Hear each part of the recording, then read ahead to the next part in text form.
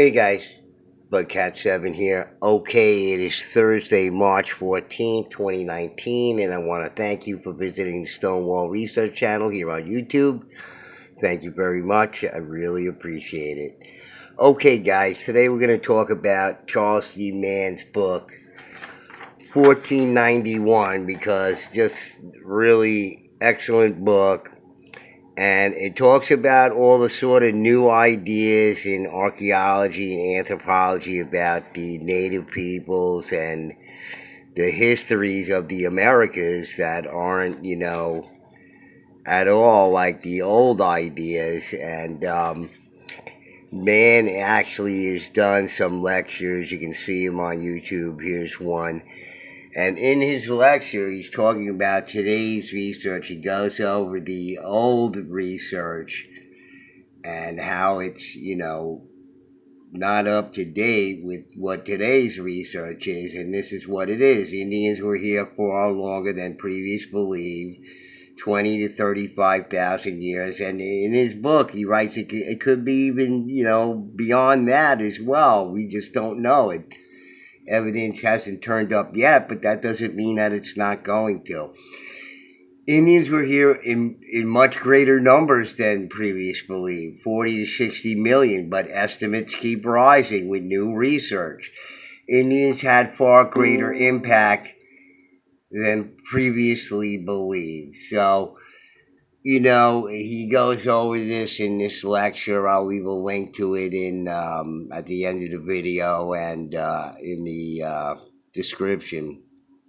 And he talks about his two books in this lecture, 1491, America before Columbus, and 1493, America after Columbus. So he won a lot of awards, science awards for this literature and everything. And he says some very interesting things in this book that sort of supports the idea of what was going on here in the Northeast. He's not necessarily buying into, he's sort of like C.W. Saram in a lot of ways. He's just presenting new material by archaeologists and anthropologists whose ideas who are not necessarily accepted by some of the old school or even some of the new school people too. Just, their training disallows, them to think along these lines. But there are some archaeologists and anthropologists, and Mann talks about them in his book, and their findings of some very interesting things. And it does support a lot with the stone walls and, what I've done in my research and, some of the conclusions that I've come to about what was going on in the Northeast here based on everything I know about it from what I studied. So in any case, let me read to you a little bit from, Mann's book here. And we'll talk about it a little bit, but he has some interesting things to say. In the preface of the book, he talks about these anthropogenic gardens. See if we can focus in on it here. Okay. He's talking about it, specific research. I didn't know it then, but Denevan and a host of fellow researchers have spent their careers trying to answer these questions about what was it like before Columbus. The picture they have emerged with is quite different from what most Americans and Europeans think, and still little known outside specialist circles. So it's little known outside specialist circles. All right.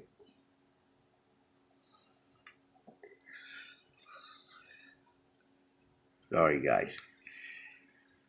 All right. A year or two after I read Denovan's article, I attended a panel discussion at the annual meeting of the American Association for the Advancement of Science, called something like, quote, New Perspectives on the Amazon, unquote. The session featured William Ballet of Tulane University. Ballet's talk was about anthropogenic, quote, unquote, anthropogenic forests. Forests created by Indians centuries or millennia in the past. A concept I've never heard before. He also mentioned something that Denovan had discussed, Many researchers now believe their predecessors underestimated the number of people in the Americas when Columbus arrived. Indians were more numerous than previously thought, Ballet said, much more numerous. Gee, someone ought to pull all this stuff together, I thought. It would make a fascinating book. I kept waiting for that book to appear. The wait grew more frustrating when my son entered school and was taught the same things I had been taught. Beliefs I knew had long been sharply questioned. Since nobody else appeared to be writing the book, I finally decided to try it myself. Besides, I was curious to learn more. The book you are holding is the result, so that's the result of his research into 1491, his book that won all these awards and was a bestseller book. Each island, he's talking about down in the Ballet in Bolivia, I believe, and the Beni, and this is what he sees. This is what is seen down there. These unusual man-made earthworks, and this is supposedly a fish weir, and he shows it in his book here.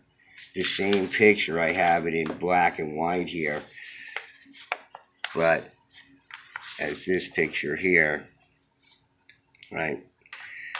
Flying over eastern Bolivia in the early 1960s, the young geographer William Denevan was amazed to see that landscape bottom, home to nothing but cattle ranches for generations, still bore evidence that it had once been inhabited by a large, prosperous society, one whose very existence had been forgotten.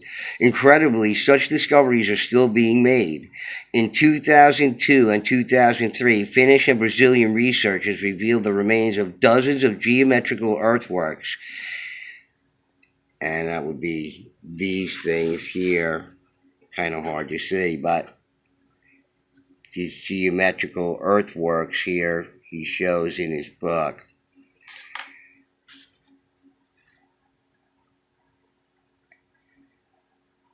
And geometrical earthworks in the western Brazilian state of Acre, where the forest had just been cleared for cattle ranches. So he's showing these giant geometric shapes that you couldn't see until it was cleared, the land was cleared, and these fish weirs where, would have to be like, thousands of people to participate in running fish into these weirs here. And they just show all these earthworks there in the Beni off the Amazon. And, Mann talks about this in his book, about how interesting it is that you have these man-made earthworks that are just so interesting there. And he talks about it here. He's talking about these islands of trees, of these, fruit-bearing trees, and, how this was an anthropogenic forest at one time, and in Bolivia there, and now it was just this giant man-made massive earthworks. Each island rose as much as 60 feet above the floodplain, allowing trees to grow that otherwise could not endure the water. The forests were bridged by raised berms as straight as a rifle shot and up to 3 miles long. It is Erickson's belief, one of the researchers, that this entire landscape, 30,000 square miles of more of forest islands and mounds linked by causeways, was constructed by a technologically advanced populous society more than 1,000 years ago. Ballet, newer to the Beni, leaned towards this view, but was not yet ready to commit himself. Erickson and Ballet belong to a cohort of scholars that in recent years has radically challenged the conventional notions of what the Western Hemisphere was like before Columbus. When I went to high school in the 1970s, I was taught that Indians came to the Americas across the Bering Strait about 13,000 years ago, that they lived for the most part in small, isolated groups, and that they had so little impact on their environment that even after millennia of habitation, the continents remained and mostly wilderness. Schools still impart the same ideas today. One way to summarize the views of people like Erickson and Ballet would be to say that they regard this picture of Indian life as wrong in almost every aspect. Indians were here far longer than previously thought, these researchers believe, and in much greater numbers. And they were so successful at imposing their will on the landscape that in 1492, Columbus set foot in a hemisphere thoroughly marked by humankind. So, these researchers, mainstream anthropologists, archaeologists, are, questioning that old view of things, okay? And they're talking about, in this chapter here, let's see if I can get to it.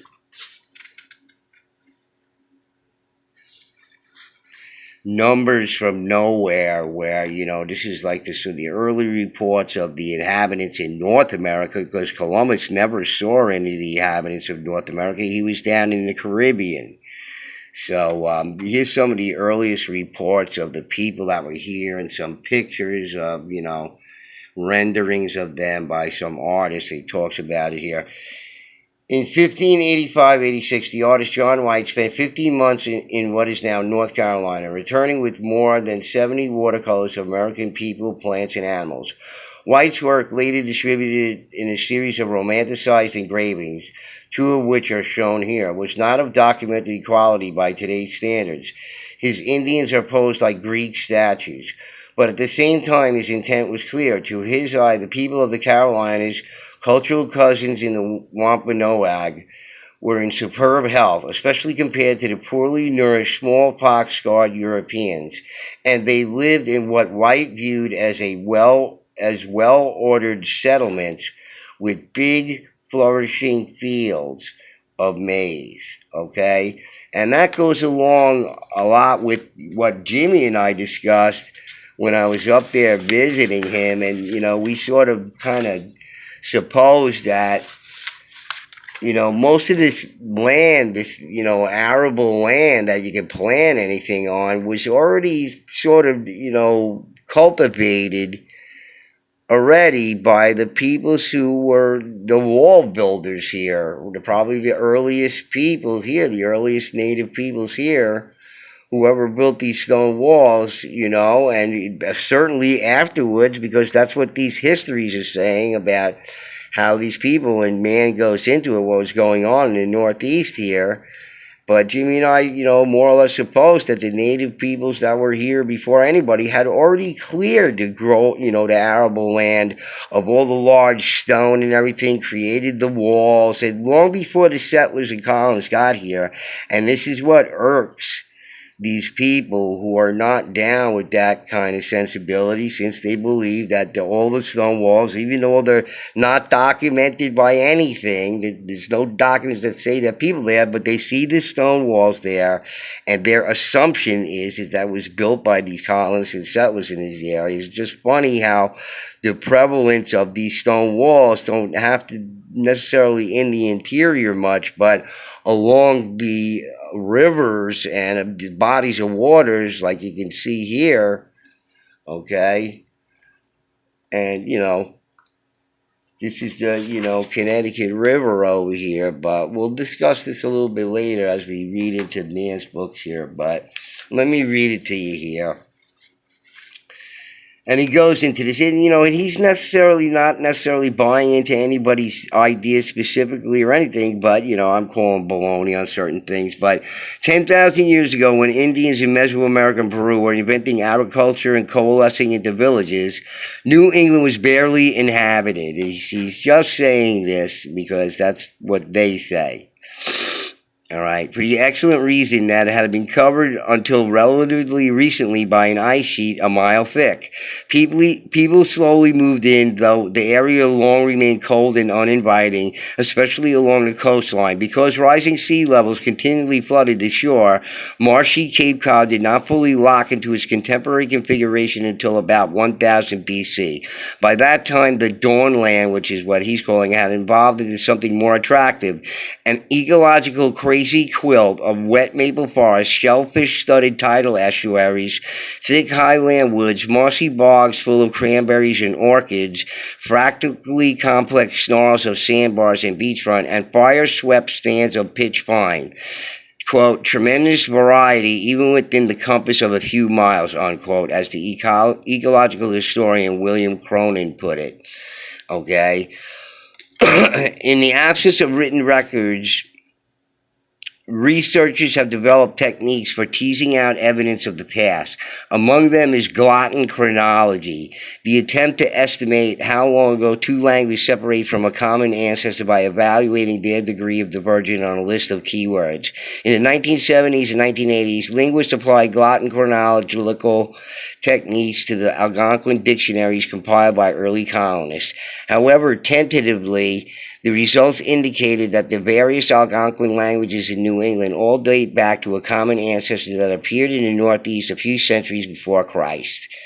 The ancestral language may derive from what is known as the Hopewell culture around 2,000 years ago. Hopewell jumped into prominence from its bases in the Midwest, establishing a trade network that covered most of North America, okay? So they had this trade network, like I go over in my videos, okay, that that throughout these thousands of years, these trade networks, all the way down from when the Hopewell were around, thousands of years ago, was already well established, so trading with the interior or the exterior, I don't care which, if you're going to trade on the interior, you're going to trade with anybody else visiting this place, and there's lots of people who have proposed in the past that other peoples from across the sea, Atlantic and Pacific, have visited the Americas, and it's just an idea that people are toying around with, even mainstream, so, okay. The Hopewell culture introduced monumental earthworks and possible agriculture to the rest of the cold north. Hopewell villages, unlike their more egalitarian neighbors, were stratified, with powerful priestly rulers commanding a mass of commoners. Archaeologists have found no evidence of large-scale warfare at this time, and thus suggest that the Hopewell probably did not achieve its dominance by conquest. Instead, one can speculate the vehicle for transformation may have been Hopewell religion, with its intoxicating, elaborate funeral rites. If so, the adoption of the Algonquin in the Northeast would mark an era of spiritual ferment and heady conversation, much like the time when Islam rose and spread Arabic throughout the Middle East. Okay, so he's talking about these areas that I often talk about in the Northeast here, and this is one of them on the map here of New Hampshire. And if we pull away here, you can see that much of the walled areas on this map are along the river, and that's where, the research has shown where most of these, settlements were back in those times. And there are mounds, CF Apps has showed some on his channel. Chuck showed some here in the Northeast, mounds, earthworks. There was earthworks at Mallory. I go into that in one of my videos in Mallory there. And you can just see along the Connecticut River, the whole entire state practically is where all these stone wall areas are, and including around large bodies of water here, but not a lot on the interior or close to the coast, where you would expect to find more, where the earliest settlements were of colonists. Not on the interior, more on the exterior, but the Dutch had been up this river for a long time themselves. So, again, you can show a land survey from 1790, like on Van Rensselaer's property, like I show in my videos, from John Delano's presentations, but it's after the fact, since Van Rensselaer had the property since the late 1600s. So, the divisions of land there could have been that way since Van Rensselaer was there. So, saying that, this is why it's the chicken and the egg thing, I always say. All right. So, continue to read a little bit more from this.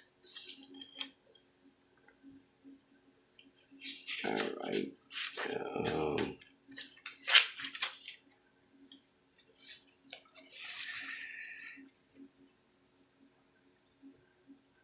Alright, hold on here. Alright, so he's talking about the northeast area over here, where, like I show you on this map, okay, along the Connecticut River here, that's what this river is here, and you can see the wall areas where there's heavily wall concentrations with these weird geometries in them, that almost look like, in the Benny there, down in Colombia there. Just, look at this. All right, doesn't that reminds me a lot of the constructions of the walls in the Northeast when you really look at them on this LiDAR map. And when you get down into them, when you get close in on them, they look sort of like that, and they don't make any sort of real sense for property boundaries or, property markers or anything like that. They just look like a jumble of walls doing all sorts of different things. And let's read about it from Mann's book, all right? All right. Scattered about the many lakes, ponds, and swamps of the cold uplands were small mobile groups of hunters and gatherers, quote-unquote collectors, as researchers sometimes call them. Most have recently adopted agriculture, but or were soon to do so. But it was still a secondary source of food, a supplement to the wild products of the land. New England's major river valleys, by contrast, held large permanent villages, many nestled in constellations of suburban hamlets and hunting camps, okay? Major river valleys, okay? Like the Connecticut River Valley, just like it shows on this map, all right?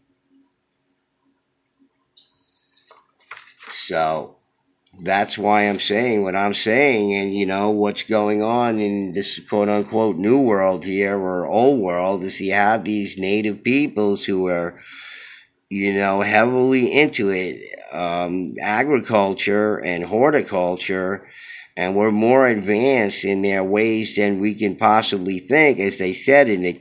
I read, I think in my last video, or one before my last video, about how in the inside jacket that, mainstream researchers just say it's, corn, maize is just a wonderment of, human genetic engineering, because they can't really figure out where it comes from. They think it might come from some valley in Mexico from like 9,000 years ago where potatoes come from, et cetera, et cetera. So, these people and their history goes richer and deeper than we think. And it's no less than that in the Northeast. Let me just finish reading from here. Okay, because of extensive fields of maize, beans, and squash surrounded every home, like Jimmy and I were saying, this land was already cleared of all the large stone in it and everything by the time the colonists and settlers got here. Okay, it's just, that's the way it is, folks. This is mainstream research, no less. They may not agree with each other in mainstream, but this is the research that Mann has found, okay? So if that's true, a lot of the arable land, the good land that was good for planting crops or whatever, had already been exploited by the peoples that were there and cleared to some degree, maybe not to the degree, the finer degree that maybe farmers would like, and did a lot of that, with the field stone, et cetera, because you don't see a lot of field stone in these walls. Only where you see the colonists and settlers' homes, you see more field stone walls, and not in these primitive walls along the Connecticut River here in Vermont and New Hampshire, like where Jimmy is. We looked at Jimmy's walls up close, and much of it has no field stone in it. It's just huge rock. And where it does, you have these intricate patterns and weird things in it. Okay. All right. Because of extensive fields of maize, beans, and squash that surrounded every home, these settlements sprawled along the Connecticut, Charles, and other river valleys for miles. One town bumping up against each other, okay? One town bumping up against each other with the stone walls, okay? All along the coast where Tisquantum and Massasoit lived, villages often were smaller and looser, though no less permanent. Unlike the upland hunters, the Indians on the rivers and coastline did not roam the land, okay? Instead, most seemed to have moved between a summer place and a winter place, like I suggested to Jimmy about where his place was. His probably was, maybe a summer place. Possibly, it's hard to say, but, they did move between their summer place and winter place. That's the point. Like affluent snowbirds alternating between Manhattan and Miami. The distances were smaller, of course. Shoreline families would move a 15-minute walk inland to avoid direct exposure to winter storms and tides, whereas, where Jimmy's in Springfield, he's not far from the river. Each village has its own distinct mix of farming and foraging. This one here, adjacent to a rich oyster bed, might plant maize purely for variety, whereas that one there, just a few miles away, might subsist almost entirely on its harvest, filling great underground storage pits each fall. So these people were making lots and lots of food. So just remember, when you have surplus, that's how trade is done, and I think that a lot of the gold where originally that came to the Americas that all the, native peoples of the Americas work with, that they can't find any of the gold mines, I think a lot of that gold came from elsewhere. I think that people were here, and that was payment for, people who came here looking for resources, was gold, metals, other things, and depending on what the natives were interested. Like the natives here in North America, and Mann talks about in his book, they weren't interested so much in that, or iron products. They were interested in stones and other things, to adorn themselves. They had this procurement network for centuries, millennia. So they had all kinds of different stuff. All right, so although these settlements were permanent, winter and summer alike, they often were not tightly knit entities with houses and fields in carefully demarcated clusters. Instead, people spread themselves through estuaries, sometimes grouping into neighborhoods, sometimes with each family on its own, its maize ground proudly separate. Each community was constantly, quote, joining and splitting like quicksilver in a fluid pattern within its bounds, unquote, wrote Kathleen J. Bragdon, an anthropologist at the College of William and Mary, a type of settlement, she remarked, with, quote, no name in the archaeological or anthropological literature, unquote. So, okay, there's no name for it, but they existed. So that's why that lady's saying that. But again, you can see, in Mann's book here, what he's talking about is a lot what, Jimmy and I were talking about when I was up there. And I had read, I had read in this book about the Hudson River tribes, about how a lot of the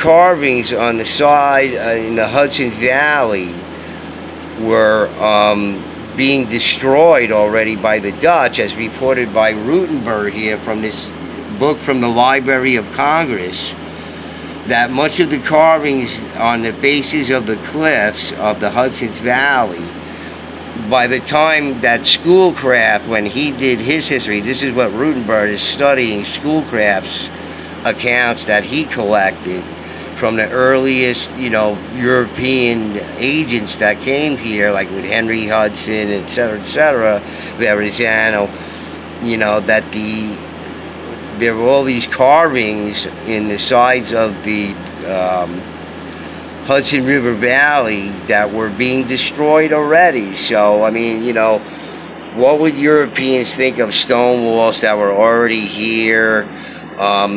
In Mann's book, he talks about a lot, or I saw recently in some lecture I heard in some lecture about how all these buildings, like Jim Riviera refers to, all these stone structures that seem like intermediate structures found down in Peru were dismantled and used for road fill or other constructions or whatever, because they were very geometrically shaped.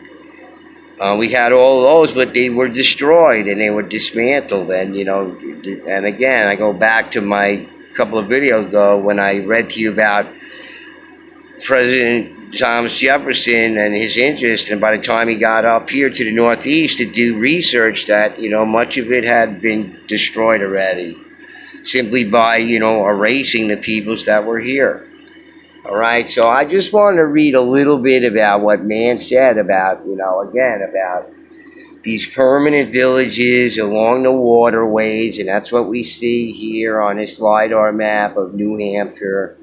Of all these, where the predominance of the stonework, of the stone walls, is in these really just inhospitable mountainous regions. Okay, you can see here's the really high ones over here, and then down closer into the valley here, you see the stone walls along the Connecticut River here. Predominance of them, but only inland when you have other water areas. And they're very asymmetrical looking and strange, weird patterns that don't make a lot of sense, and are probably a lot older. As that's what my hypothesis is. And that's what I'm speculating at. All right, I'm not a professional archaeologist or anthropologist, but that's what I'm saying. That's what my research shows, because the same thing going on in Connecticut there, where you have the nearby river over there, and other waterways around, the Sherman, Connecticut area there, the Housatonic River there, that the first hydroelectric plant is connected to. That was built in the United States. That's what Candlewood Lake